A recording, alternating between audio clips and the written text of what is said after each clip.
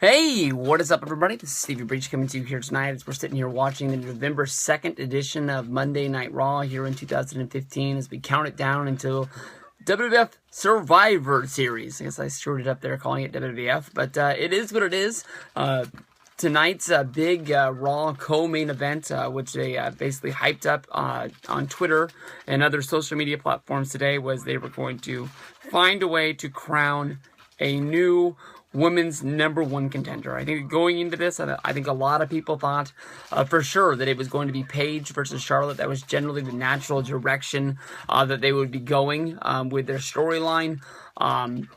But they decided that they were going to do a fatal four-way with 4 awesome chicks in the Divas division. These were the kind of matches that, honestly, when it came down to the Divas Revolution, with all the girls being brought up to the main roster and sort of giving it a real big kick in the pants, that we were really looking for. And this was a really, really good match here with Paige, Sasha Banks, Becky Lynch, and Brie Bella even in this match. And everyone had a role. Honestly, I think that there was a spot in this match where I thought that easily, I thought that they almost all had a chance to win, except for Brie.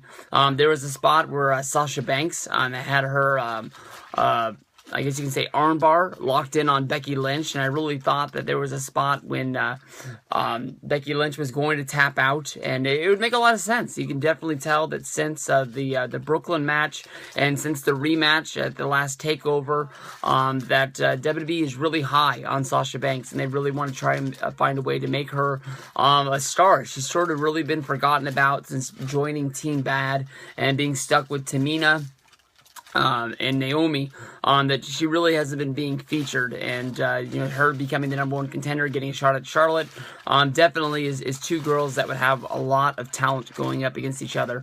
Also, it looked like Becky was going to get the win at one point, where you go Becky versus Charlotte. Maybe you drive a little bit of a winch in between Team PCB, a little bit more. Paige is already broken off, and now you've got Charlotte and Becky who aren't on the same page because of the fact that Becky thinks that she wants to be Divas champion. Let's all face it, we came here to be in the dance, so that way you can be champion. That's what everyone's goal is. Paige, of course, has been wanting to be the face